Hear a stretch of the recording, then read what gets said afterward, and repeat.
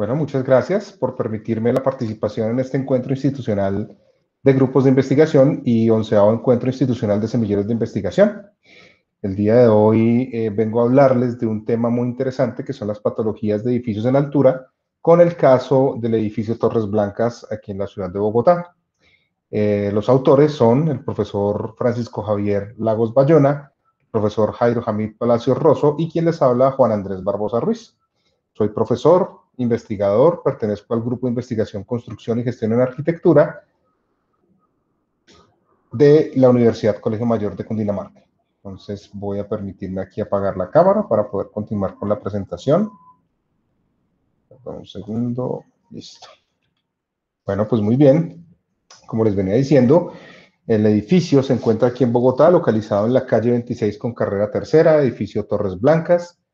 El contenido de este proyecto es la descripción del problema, el marco teórico, estado del arte, datos bioclimáticos del IDEAM, propiedades físicas de los materiales de construcción para el cálculo a través del software, que es el Design Builder, y luego veremos algo relacionado con la descripción del resultado y el análisis del modelado a través del mismo software, algunas conclusiones y, por supuesto, la bibliografía. Pues muy bien. Tenemos una descripción del problema a resolver como tal, y es que existen, sobre todo en las edificaciones ya construidas, una problemática en términos de confort, ¿cierto? Entonces, pues aparecen algunas estrategias pasivas y activas para poder mitigar un poco esta problemática del disconfort en las edificaciones existentes. Entonces, este edificio realmente son 3 edificios y son 300 inmuebles, ¿sí? Que es una propiedad horizontal que tienen una problemática en términos de confort. Y aparte de eso, pues está presentando otra problemática que es el tema del moho y las patologías que se van a presentar, que ya vamos a ver con más detalle más adelante. ¿Cuáles son los objetivos de este proyecto?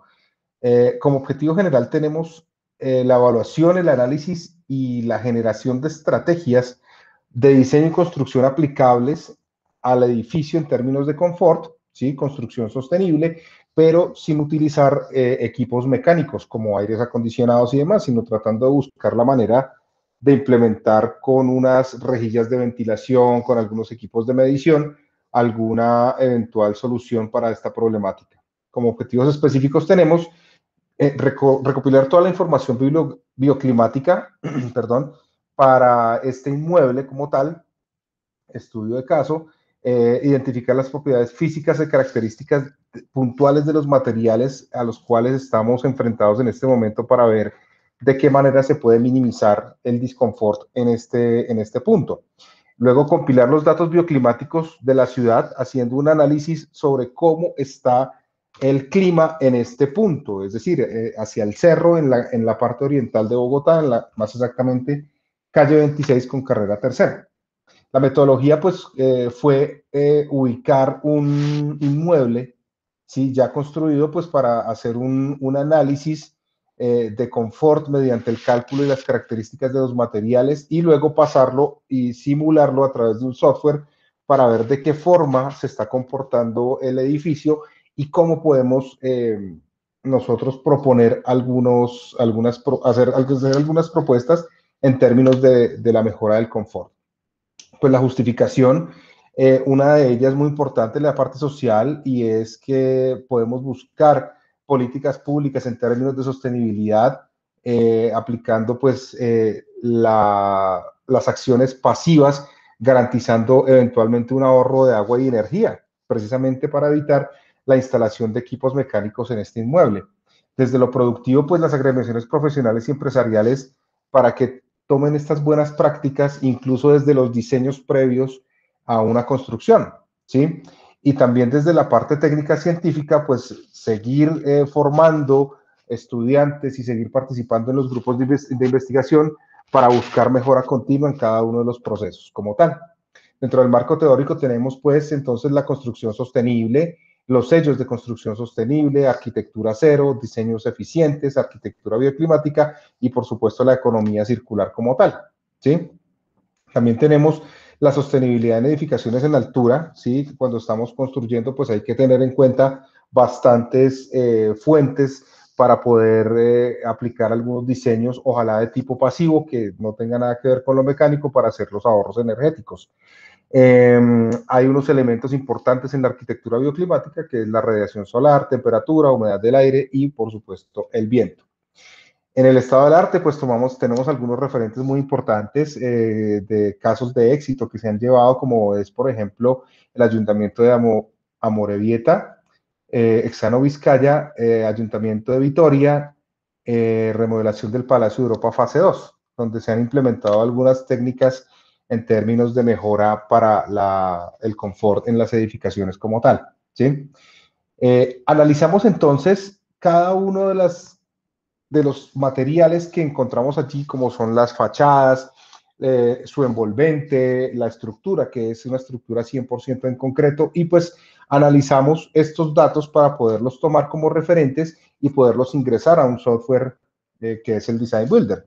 Los datos bioclimáticos, pues nosotros tomamos 3 estaciones, ¿sí? Para poder revisar qué ha pasado desde el año 1968 hasta el año 2017, que son las últimas lecturas que tenemos de las distintas estaciones de medición del IDEAM, donde tenemos los medios, los máximos y los mínimos en cada uno de los meses, ¿sí? Entonces aquí pues podemos observar cómo ha sido el comportamiento de todo del brillo solar en la ciudad, porque esto pues nos va a apoyar directamente a lo que tiene que ver con el diseño bioclimático pasivo de nuestro edificio como tal. Ahora bien, en esta figura observamos los valores totales mensuales de brillo solar de 1968 a 2017 con base en la lectura de las estaciones que son Estación Aeropuerto, Venado de Oro y por supuesto los datos que tomamos en el sitio que es que es el caso de estudio. Observamos entonces que los promedios medios son los que tienen como una curva menos pronunciada, son los que más predominan durante el año como tal, ¿sí? Acá tenemos pues las estaciones de las cuales tomamos las lecturas, que es Estación Venado de Oro, Estación Carrera Décima, todas están pues a una misma altura, el conjunto que se encuentra a 2.644 metros sobre el nivel del mar y la estación de aeropuerto. Entonces de ellos recopilamos los datos a través del IDEAM como tal, ¿sí? Aquí en esta gráfica de la izquierda observamos la radiación solar anual de acuerdo con la posición de las torres. Vamos a ver más adelante por dónde ingresa el sol y por dónde termina en horas de la tarde y cómo está pegando en la edificación. En esta tabla de la izquierda podemos observar que la radiación solar es más fuerte, sobre todo en el mes de junio y julio, ¿sí? Que son los que tenemos acá. Y acá en el cuadro psicométrico, en términos de diseño, observamos, no sé si se alcanza a ver acá, este cuadrito amarillo, que sería nuestra zona de confort, ¿sí? Que en la medición es importante tenerlo en cuenta para saber cómo, con unas estrategias pasivas, podemos llegar eventualmente a mejorar los temas de confort. Los vientos predominantes pues siempre están llegando desde un mismo sitio y observamos que los promedios mensuales, es decir, los días más calurosos, también se está teniendo como una constante realmente en este punto, ¿sí? Pues porque realmente como nosotros no tenemos estaciones tan pronunciadas, pero sí tenemos algunos días más cálidos y otros más fríos. Aquí observamos entonces cómo está la disposición de la edificación y observamos cómo el sol le está pegando a la fachada principal, ¿sí? A la fachada que da hacia la parte oriental y en las horas de la tarde a la fachada occidental, que es, digamos, ya en este cuadro, aquí lo podemos ver con más detalle. Aquí tenemos la parte oriental y aquí la parte occidental. Entonces se presenta el fenómeno que en las partes externas siempre tenemos un buen nivel de radiación al interior de la edificación, pero fíjense que en la mitad no tenemos ese impacto de radiación al interior de la edificación. Y sucede asimismo desde el piso 1 hasta el piso 13 como tal, ¿sí? La distribución de la temperatura horas por piso, fíjense que también es como observamos acá que solamente está llegando en una sola parte, pues aquí se presenta en la gráfica cuando le está pegando más duro, digamos, la temperatura, ¿sí? A las torres. Si es algo que es constante en estas torres, pues digamos que no hay unas constantes en términos de que sea predominante a nivel de las torres toda la distribución de la radiación. Para llegar entonces a tener, perdón, para llegar entonces a tener en cuenta que aparece en los marcos estos tipos de patologías, ¿sí? Como lo que estamos viendo acá, entonces se comienzan a presentar humedades, porque como hay unas partes del día, unas horas del día, donde se está llevando a cabo la radiación al interior de la edificación, pues nos va a generar unas humedades que tendremos que atender de alguna manera. Entonces, eventualmente podemos pensar en abrir un poco, ¿sí? Unas rejillas de ventilación para que haya recirculación de aire y renovación de aire y evitar estas humedades como tal. Obviamente, a estas humedades hay que darles un tratamiento también un poco más técnico en términos de poder destapar, revisar que no exista ningún tipo de humedad hacia el interior de la edificación, ¿sí? El microclima y confort térmico urbano, pues digamos que nosotros contamos con unas barreras naturales que son, digamos, los cerros en este caso, o eventualmente los bosques, pero muchas veces no es suficiente para evitar, digamos, estos microclimas al interior de las edificaciones. Entonces, observamos que la posición en la cual se encuentra la edificación Torres Blancas, pues no es tan apropiada porque siempre se va a sentir unos climas muy bajos, ¿sí? Se siente mucho frío a pesar de que el calor le está pegando sobre todo en horas de la mañana y en la tarde en sus fachadas principales, pero aún así estos cambios de temperatura pues generan que se presenten muchos tipos de cambios al interior de la edificación. También pues la arquitectura bioclimática en edificios en altura es muy importante tener estas acciones pasivas para evitar tanto las muestras de patologías en el edificio, asimismo también como las enfermedades de las personas que allí habitan.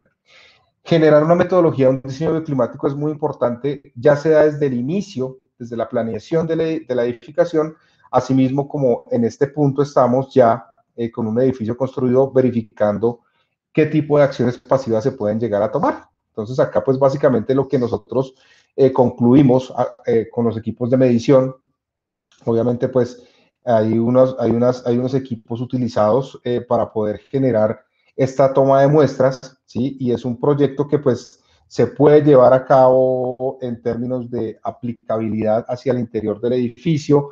Hay que colocar algunos equipos para hacer unas mediciones y comenzar a hacer muchas pruebas para determinar de qué forma podemos nosotros disminuir el disconfort que se siente sobre todo al interior de la edificación, pues las personas se quejan de mucho frío, temperaturas muy bajas. Por esta razón es que se pretende hacer el proyecto de investigación y tener en cuenta, obviamente, la normatividad en el control de la humedad con los equipos de medición que les comenté hace algún momento, ¿sí? Tenemos pues la bibliografía de la cual tomamos toda la información y pues eso era lo que quería comentarles el día de hoy a todos ustedes.